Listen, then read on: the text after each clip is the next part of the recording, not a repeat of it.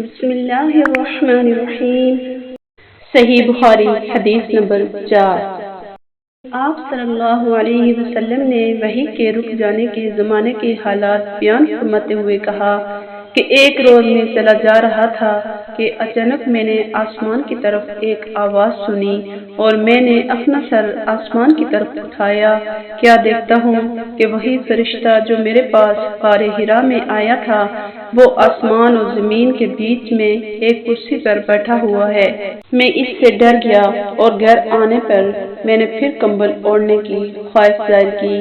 اس وقت اللہ پاک کی طرف سے یہ آیات نازل ہوئی، اے لحاف اوڑھ کر لیٹنے والے، اٹھ کھڑا ہو اور لوگوں کو عذاب الہی سے ڈرا اور اپنے رب کی بڑائی بیان کر اور اپنے کپڑوں کو پاک صاف رکھ اور گندگی سے دور رہ۔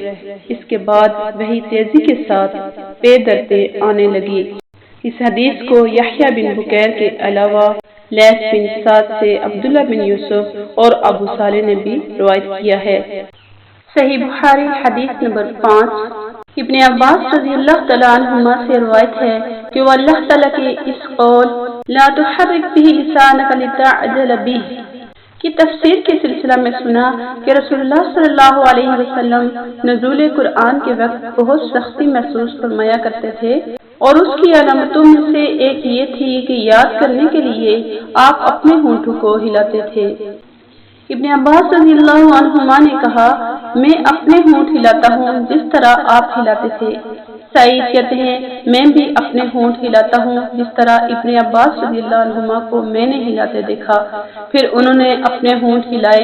ابن عباس رضی اللہ تعالیٰ عنہما نے کہا، پھر یہ آیت اتری کہ اے محمد، قرآن کو جلد جلد یاد کرنے کے لیے اپنی زبان کو نہ ہلاؤ، اس کا جمع کر دینا اور پڑھا دینا ہمارے ذمے ہے۔ حضرت ابن عباس رضی اللہ عنہما کہتے ہیں، یعنی قرآن آپ صلی اللہ علیہ وسلم کے دل میں جما دینا اور پڑھا دینا ہمارے ذمے ہے۔ پھر جب ہم پڑھ چکے تو اس پڑھے ہوئے کی اتباع کرو۔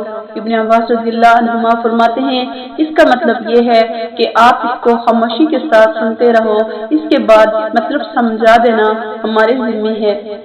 پھر یقیناً یہ ہماری ذمہ داری ہے کہ آپ اس کو پڑھو، یعنی اس کو محفوظ کر سکو۔ چنانچہ اس کے بعد جب آپ صلی اللہ علیہ وسلم کے پاس حضرت جبرائیل علیہ السلام وحی لے کر آتے تو آپ صلی اللہ علیہ وسلم توجہ سے سنتے۔ جب وہ چلے جاتے تو رسول اللہ صلی اللہ علیہ وسلم اس وحی کو اسی طرح پڑھتے جس طرح حضرت جبرائیل علیہ السلام نے اسے پڑھا تھا۔ صحیح بخاری حدیث نمبر 6۔ ابن عباس رضی اللہ عنہما سے روایت ہے، رسول اللہ صلی اللہ علیہ وسلم سب لوگوں سے زیادہ جواد، سخی تھے اور رمضان میں دوسرے اوقات کے مقابلے میں جب جبرائیل علیہ السلام آپ صلی اللہ علیہ وسلم سے ملتے بہت ہی زیادہ جود و کرم فرماتے۔ جبرائیل علیہ السلام رمضان کی ہر رات میں آپ صلی اللہ علیہ وسلم سے ملاقات کرتے اور آپ صلی اللہ علیہ وسلم کے ساتھ قرآن کا دورہ کرتے۔ حضرت صلی اللہ علیہ وسلم لوگوں کو بھلائی پہنچانے میں بارش لانے والی ہوا سے بھی زیادہ جود و کرم فرمایا کرتے تھے۔